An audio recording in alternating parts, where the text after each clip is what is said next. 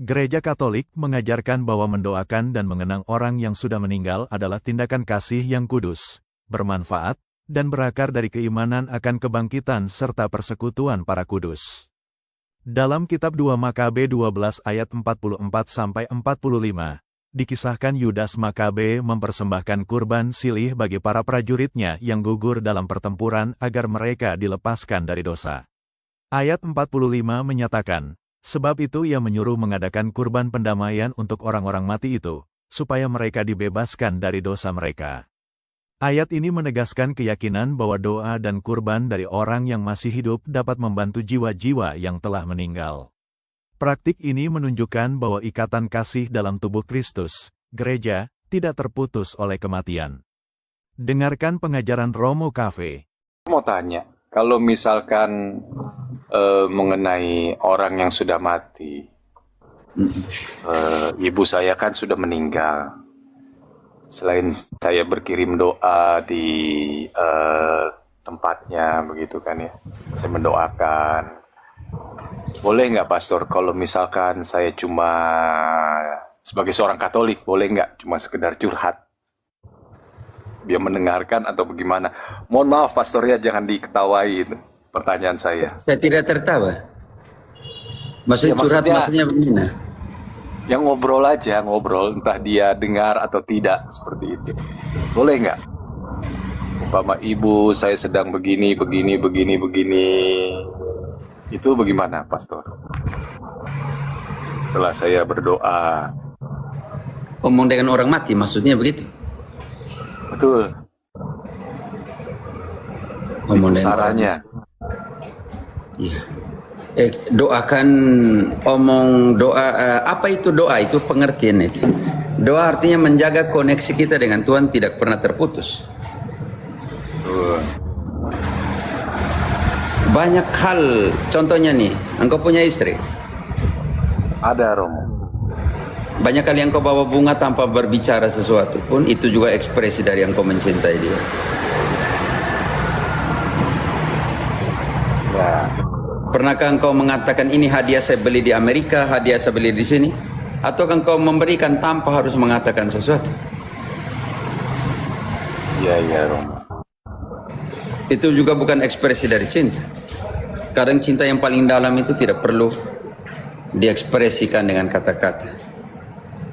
Dia seperti benih yang kau tanam, bertumbuh tanpa mengatakan saya sedang tumbuh. Tapi engkau memupuknya, menyiramnya, menyiangnya.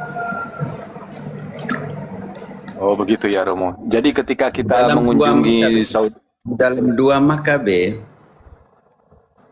bab 12 ayat 44 sampai 45 mengatakan mengingat dan berdoa untuk orang yang mati adalah pikiran yang baik dan suci. Bagaimana kita cara mengingat seseorang? Bagaimana cara mengingat semua jasa dari orang tua? Ataulah dengan yang paling masih hidup, bagaimana engkau mengingat jasa seorang istrimu?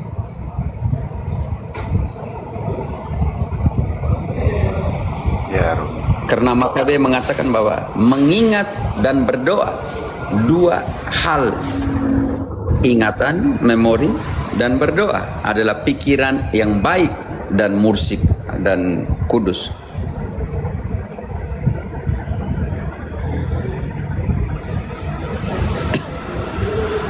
Berarti kalau umpama saya katakan ibu saya datang ngobrol-ngobrol. Pertanyaan saya, ini pertanyaan menjebak atau ini pertanyaan yang lahir dari hatimu yang paling dalam? Karena kesadaran dan hati nurani akan menghakimi engkau sampai mati. Dari hati yang paling dalam, Romo. Saya awam dalam hal ini. Bagaimana mengekspresikan memori dan ingatan? Pertanyaan sebelum saya memberikan jawaban, bagaimana engkau mengekspresikan ingatan kepada seseorang? Mengenang sih, Romo. Dengan cara seperti Mengenang. apa? Mengenang tadi mengingat. Oke, bagaimana engkau mengenang orang-orang yang telah meninggal atau orang yang pernah menjadi bagian dalam hidupmu? Ya memori bersama mereka, Romo. Memori-memori bersama mereka, lalu saya cukup ungkapkan dalam hati aja. Saya cukup Engkau ungkapkan telah dalam menjawab. hati. Engkau sendiri telah menjawabnya tanpa saya harus memberikan kesimpulan. Oh, artinya begini, Romo. Apa namanya? Saya tidak akan memberikan kesimpulan. Engkau telah memberikan jawabannya, oke? Ya. Tapi kalau umpama begini, Romo, satu maksudnya begini. Saya tidak akan memberikan jawaban apa yang telah kau jawab sendiri. Walau sekedar menyapa, Romo. Saya tidak akan memberikan jawaban terhadap apa yang telah kau jawab sendiri. Friska naik dulu. Bantu lektor. Engkau telah mengatakannya. Lalu kebutuhan apa ketika engkau meminta konfirmasi dari saya ketika jawabanmu engkau telah memberikannya? Nggak, maksudnya begini, Romo. Kita datang nih di kuburan, gitu kan ya. Bisa nggak sih kita cuman istilahnya menyapa mereka yang telah dikubur itu, termasuk karena ada orang tua di situ, umpama dengan... Saudaraku, engkau telah memberikan jawabannya tanpa saya menjawabnya. Shalom, gitu. Salve semua, begitu. Jangan membuat jebakan bagi saya ketika engkau telah mengekspresikan kenangan dengan cara seperti apa, oke? Nggak menjebak, Romo. Sungguh nggak menjebak. Bukan. Engkau telah memberikan jawaban. Engkau tidak puas dengan jawabanmu sendiri? Pertanyaan saya. Friska bantu dulu. 2 Makabe 12 ayat 44-45.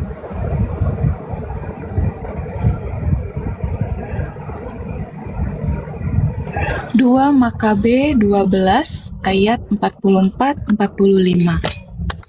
Sebab jika tidak menaruh harapan bahwa orang-orang yang gugur itu akan bangkit, niscaya percuma dan hampalah mendoakan orang-orang mati. Lagi pula, Yudas ingat Tahan dulu. bahwa tersedialah Lagi pula, Yudas ingat. Masuk ke dalam kenangan yang kau omong tadi. Memori yang kau omong tadi. Lagi pula, Yudas ingat. bahwa tersedialah pahala yang amat indah bagi sekalian orang yang meninggal dengan saleh.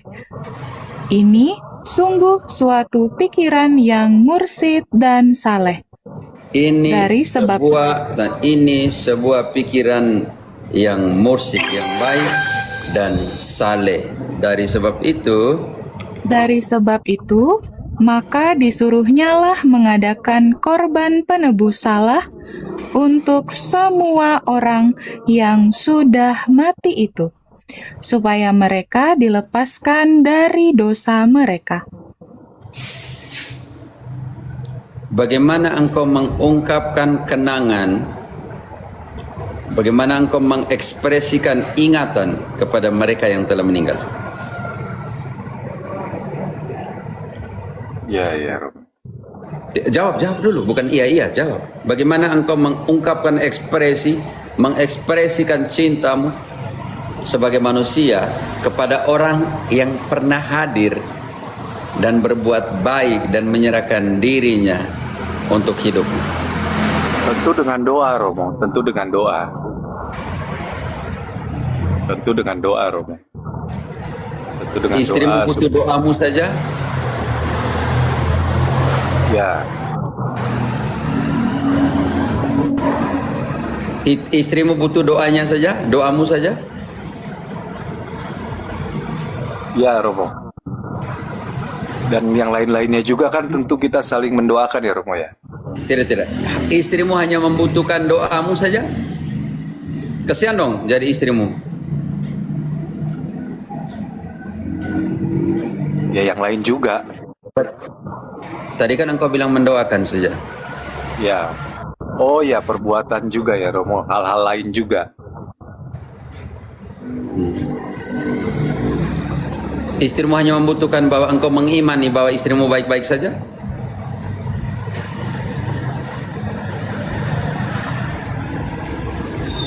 Tidak sih, Romo. Perlu bukti. Buktikan itu bahwa engkau mengasihi mereka yang pernah memberikan yang terbaik untuk engkau. Ya, amin Romo. Lalu satu lagi Romo, ketika kita berkunjung makanya itu pertanyaan, makanya karena tadi dalam Makabe bilang mengingat dan mendoakan. Banyak sekali ekspresi dari sebuah kenangan yang kita bisa berikan. betul. Atau setelah mereka mati hapus itu dari kenangan, dari ingatan. Oh tidak. Karena itu saya bilang engkau telah memberikan jawaban itu tanpa saya harus memberikan jawaban. Kalau seandainya larangan yang ada dalam kitab suci itu, kau pergi konsultasi dengan orang yang sudah mati, kau panggil mereka untuk ngomong dengan engkau, ini jadi persoalan konsultasi. Nomor kupon putih besok bagaimana, apa, bantu dulu ulangan 18 ayat 10. Tidak itu Romo, tidak, bukan itu. Tidak, maksudnya saya hanya memberikan sebuah pembanding. Kalau kau datang konsultasi dengan orang mati, ya memang parah lah. Kalau gitu bantu dulu.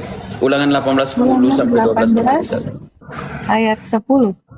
Di antaramu janganlah didapati seorang pun yang mempersembahkan anaknya laki-laki atau anaknya perempuan sebagai korban dalam api, ataupun seorang yang menjadi petenung, seorang peramal, seorang penelaah, seorang penyihir, seorang pemantra, ataupun seorang yang bertanya kepada arwah atau kepada roh peramal, atau yang meminta petunjuk kepada orang-orang mati.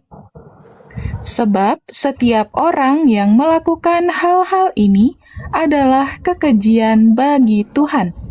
Dan oleh karena kekejian-kekejian inilah Tuhan Allahmu menghalau mereka dari hadapanmu. Oke, Om Andre, bisa mengerti di situ? Bedanya engkau pergi tanya, pergi konsultasi dengan orang mati, bisa mengerti? Ya, Romo, paham. Ya. Itu hati-hati orang yang pergi konsultasi dengan orang mati itu, kupon putih lah, cinta lah, apalah, panggil orang mati lah, Tuhan Allah, yang kau panggil ini setan atau siapa ini? Bantu dulu, 1 Yohanes 4 lah ayat 1. intinya Romo ya. Okultisme ya. Okultisme itu yang berbahaya sekali. Makanya Santo Yohanes bilang hati-hati membedakan roh. 1 Yohanes 4 ayat 1. 1 Yohanes 4 ayat 1. Saudara-saudaraku yang kekasih, janganlah percaya akan setiap roh, tetapi ujilah roh-roh itu, apakah mereka berasal dari Allah. Sebab banyak nabi-nabi palsu yang telah muncul dan pergi ke seluruh dunia. Oke. Ya Romo. Yuk. Ya. Yang tadi yang Satu lagi Romo. Kalau kita di depan pusara, kalau menurut Romo, doa bebas saja atau apa doa yang menurut agama Katolik, adakah yang khusus untuk arwah-arwah yang telah meninggal? Kita sebagai pribadi datang gitu kan, sebaiknya mendaraskan doa apa Romo? Selain doa pribadi. Santo Paulus memberikan skema penting sekali. Mendoakan semua orang tuh ada 3 jenis doa. 1 Timotius 2 ayat 1. Nanti saya tunjukkan bagaimana Paulus mendoakan arwahnya Onesiphorus. Tapi kita lihat dulu 3 model doa yang Santo Paulus minta untuk kita semua. 1 Timotius 2 ayat 1. Pertama-tama aku menasihatkan, naikkanlah permohonan, Tahan dulu. Permohonan. Yang kedua, doa syafaat. doa syafaat. Engkau mengerti tidak, Andre? Doa syafaat. Ya, doa yang Engkau jadikan intercesi. Contohnya istrimu minta, Pak doakan saya ya. Atau engkau mendoakan temanmu tanpa dia memintakan. Engkau menjadi intercesi dari doanya. Makanya disebut doa syafaat. Doa syafaat ini yang doa orang kudus untuk kita. Tanpa meminta, mereka menjadi intercesi kita kepada Allah. Makanya dikatakan doa syafaat. Seperti banyak Protestan, dia pergi ke pendeta bilang, pendeta doakan saya ya. Kepada pendeta ini mereka minta doa. Tetapi untuk orang kudus yang sudah sempurna di hadapan Allah, karena tidak bisa masuk surga, masih bernoda, kita tidak bisa. Tapi kepada pendeta yang berdosa seperti kita, bisa jadi intercesi. Berapa kali engkau mendengarkan, kalau engkau Katolik sejati, berapa kali umat pergi ke pastor bilang, "Pastor, doakan saya." Berapa kali? Ya, nggak tahu Romo. Berapa kali engkau minta doa dari orang tuamu? Waktu engkau masih muda, masih kecil. Sering kali sih Romo, banyak lah ya. Apakah di situ orang tuamu mengambil alih tempatnya Kristus sebagai mediator satu-satunya? Tidak, Pastor. Karena itu kepicitan Protestantisme cara berpikir. Pendetanya bisa jadi intercesi, yang lain tidak boleh. Bisa mengerti di situ? Ya, ya. Oke. Lanjut dulu. Doa permohonan, doa syafaat dan ucapan syukur untuk semua orang.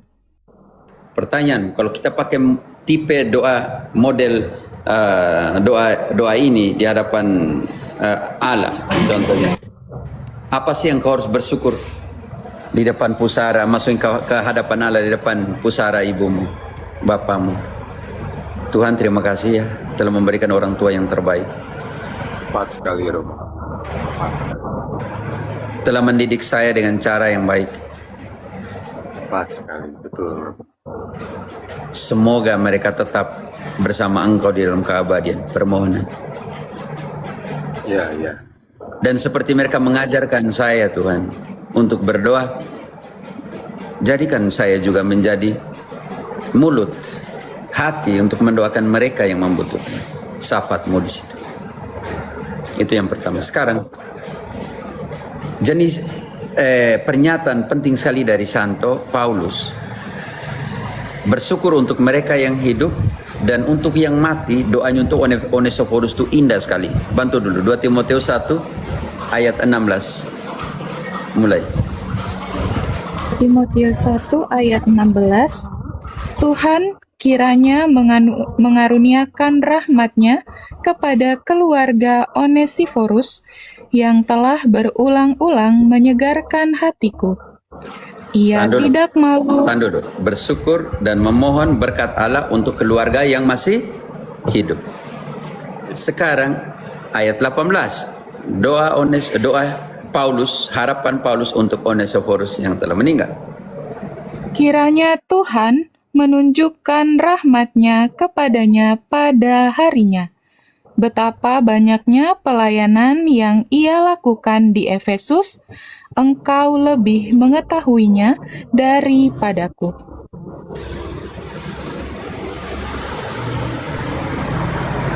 Bisa mengerti situ? Halo, Om Andre. Belum, Romo, belum. Ya?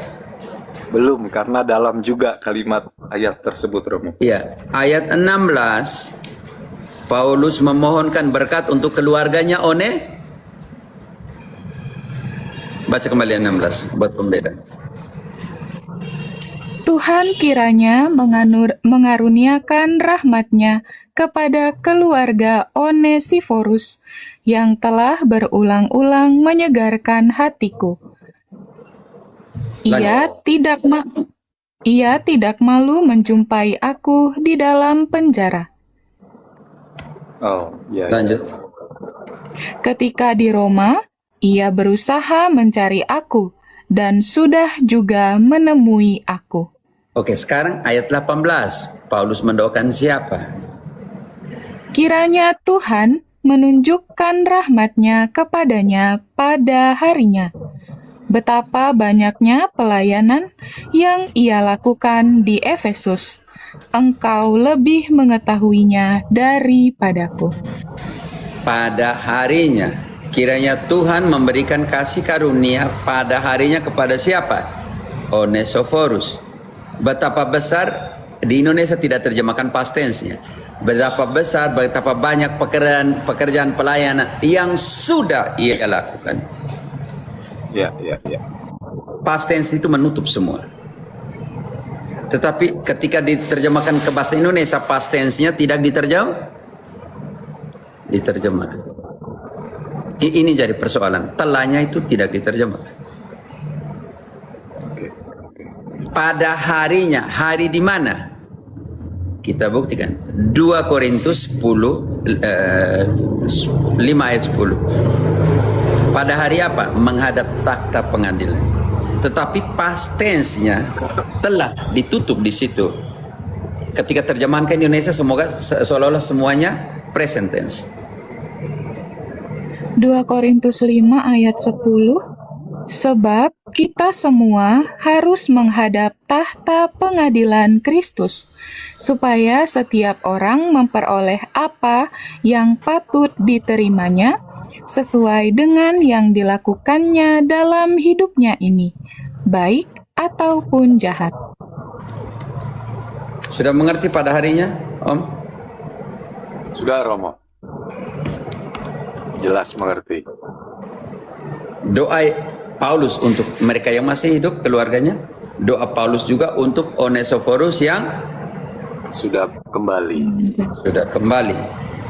Ketika Ya. diterjemahkan ke Indonesia, menghilangkan past tense. Engkau sudah tahu betapa banyaknya pelayanan yang sudah menutup past tense, telah menutup di situ.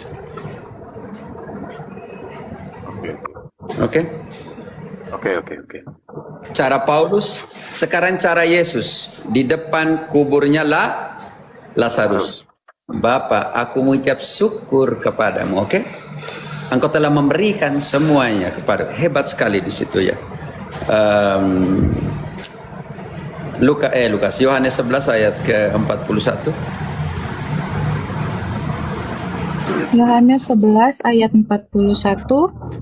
Maka mereka mengangkat batu itu. Lalu Yesus menengadah ke atas dan berkata, Tahan dulu. Bapa, Gini, aku Andre, di depan kuburnya siapa? Lazarus, Romo. Lazarus. Oke, Yesus bilang apa? Menengadah ke langit dan omong apa? Langit dan Ya, tidak, kita baca pernyataan Yesus punya. Ginting, menengadah ke langit dan halo. Bapa, aku mengucap syukur. Lanjut. Kenapa suara saya tuh gimana? Halo. Saya bantu Patar. Halo Ginting. Sinyal. Kak Friska, Bu. Iya, Romo. Coba ulang. Iya, Romo, agak. Ya. Maka mereka mengangkat batu itu, lalu Yesus menengadah ke atas dan berkata, Bapa, aku mengucap syukur kepadamu, karena engkau telah mendengarkan aku. Lanjut. Aku tahu bahwa engkau selalu mendengarkan aku, tetapi oleh karena orang banyak yang berdiri di sini mengelilingi aku mengatakannya supaya mereka percaya bahwa engkaulah. Ketika Yesus berdoa menghadap ke langit dan mengatakan aku bersyukur kepadamu, Yesus bilang begini, supaya imannya ini penting sekali, mengajarkan kita iman yang kuat tentang kebangkitan. Supaya orang-orang ini yang melihat itu percaya. Percaya apanya? Ayat 35. Ayat 25. Ayat 25, jawab Yesus, akulah kebangkitan dan hidup. Barang siapa percaya kepadaku, ia akan hidup walaupun ia sudah mati. Pertanyaan saya untuk Andre, Yesus berdoa di depan kubur? ya, Kalau sini ada Protestan pada saat itu, Yesus pasti kena batu tuh. Engkau tahu tidak?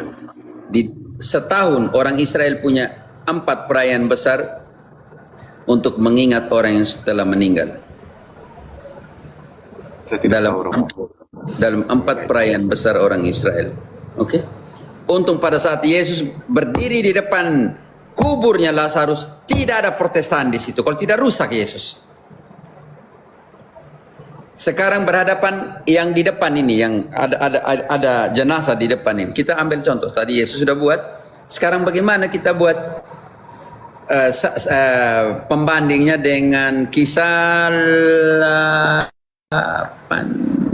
8:39 coba. Kalau tidak salah 38.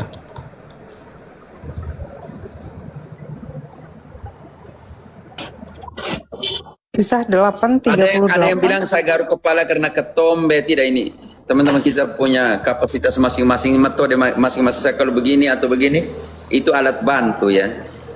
Gestikulasi yang membantu saya untuk apa? Bukan karena ketombe atau apa, kan banyak yang bilang ketombe. Ada yang salah satu bilang garuk kepala karena ketombe. Atau tidak apa, karena Protestan selalu menghayal begitu, seperti mereka punya pendiri Luther. Oke, coba baca ayat 39. Setelah mereka keluar dari air, Roh Tuhan tiba-tiba melarikan Filipus dan di situ kisah berapa? Kisah 8:39. 9. Maka Kisah berkemaslah 9. Petrus, Maka berkemaslah Petrus dan berangkat bersama-sama dengan mereka. Setelah sampai di sana, ia dibawa ke ruang atas dan semua janda datang berdiri dekatnya dan sambil menangis. Tahan dulu di situ. Reaksi dari kita yang masih hidup sangat wajar bahwa kita seperti Yesus menangis ketika Lazarus meninggal. Oke, kita buat pembanding. Ginting, engkau masih di Yohanes 11? Ayat 35-nya. Yesus menangis juga. Maka menangislah Yesus. Oke, wajar. Reaksi kita sebagai manusia, Andre. Bisa mengerti? Sekarang lihat yang janda-janda ini buat ketika ada orang yang meninggal. Baca dulu, kembali. Ia dibawa ke ruang atas dan semua janda datang berdiri dekatnya dan sambil menangis. Mereka menunjukkan kepadanya semua baju dan pakaian yang dibuat Dorcas waktu ia masih hidup. Sekarang apa reaksi Petrus ketika berhadapan dengan jenazahnya Dorcas? Tetapi Petrus menyuruh mereka semua keluar. Lalu ia berlutut dan berdoa. Haleluya! Di depan apa? Dorcas. Kemudian ia berpaling. Di depan apa, Andre? Jangan dulu, saya belum suruh baca. Di depan apa, Andre? Jenazahnya Dorcas. Baca kembali. Petrus berlutut dan berdoa tidak? Potas, tolong. Baca kitab suci itu baik-baik. Kata per kata supaya bisa mengerti. Di depan jenazah. Ya, Baca kembali. Untuk potas yang tidak pernah dengar. Kalau salah berdoa depan jenazah. Di situ Petrus berlutut berdoa kepada Allah untuk yang di depan ini. Baca kembali.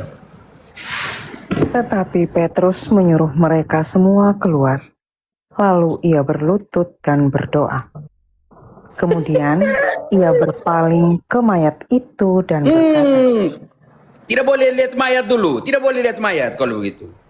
Potas. Pendeta ajar yang benar sedikit. Berpaling ke mayat dan berkata apa? Tabita, bangkitlah.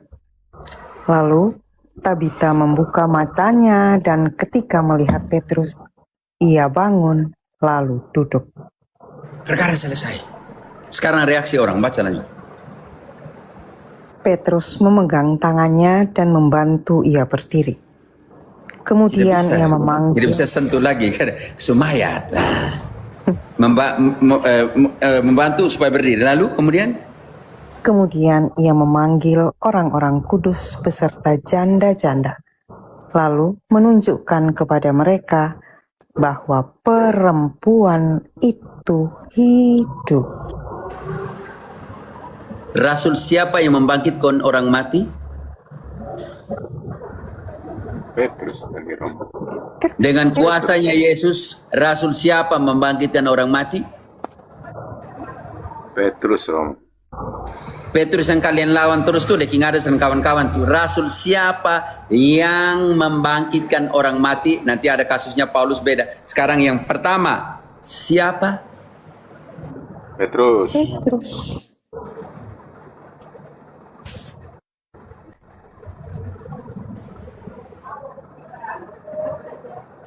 Tabita. Bangkitlah. Dan semuanya terbuka, bangkit. Dan Pak Petrus, baca kembali apa kata Petrus minta maaf tadi, saya agak lupa. Tetapi Petrus menyuruh mereka semua keluar, lalu ia berlutut dan berdoa. Tahan dulu. Kemudian- Berlutut dan berdoa kepada Allah, oke? Lalu sekarang dia berpaling kemana? Kemudian ia berpaling ke mayat itu dan berkata, Pertanyaan saya, Andre, di situ kalau ada para pendeta Protestan, apa ya? Mungkin Petrus mungkin kena tempeleng dari mereka, oke? Karena berlutut dan berdoa di jenazah ada di situ. Ya. Sekarang dia berpaling kemana? kemudian ia berpaling ke mayat itu dan Ke mayat atau tidak? ke mayat. Jujur sedikit kah Pak Pendeta dong? Mayat. Yesus berdoa atau tidak, Om Andre? Berdoa, Romo. Petrus juga berdoa atau tidak? Berdoa. Lalu berkata kepada mayat, buset Petrus, lu ngomong dengan mayat, kan lucu toh? Kenapa kau tidak tanya Petrus? Ya. Sekolah tengok teologi tinggi-tinggi yang sangat jelas tertulis juga tidak mengerti. Baca kembali, berpaling kepada mayat dan dia omong dengan mayat atau tidak di situ? Tetapi Petrus menyuruh mereka semua keluar. Lalu ia berlutut dan berdoa. Kemudian ia berpaling ke mayat itu dan berkata, Tabita, bangkitlah. Lalu Tabita membuka matanya dan ketika melihat Gimana? Petrus, ia bangun lalu duduk. Kok gantung di situ, kok tanya di situ? Berpaling kepada mayat, pernyataan berpaling kepada mayat atau tidak? Berpaling. Pastor. Engkau bisa bayangkan bahwa ada pendeta-pendeta Protestan dong itu di situ di depan di situ. Hai aduh Petrus kau kasihan sekali kalau ada pendeta Protestan. Untung Protestan belum ada pada saat itu. Sudah bisa mengerti? Mengerti, Romo. Ya. Jadi pertama ada 3 langkah ya Romo ya. Berdoa kepada Allah, baru kemudian syafaat, baru mengucap syukur ya, dan untuk Dan yang permohonan. masih hidup ya, permohonan baik yang pada saudara-saudara orang-orang lain yang telah meninggal dunia maupun mereka yang sedang berjuang di dunia. Seperti itu Romo kira-kira.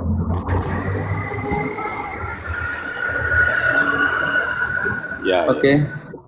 Oke, terima kasih Romo.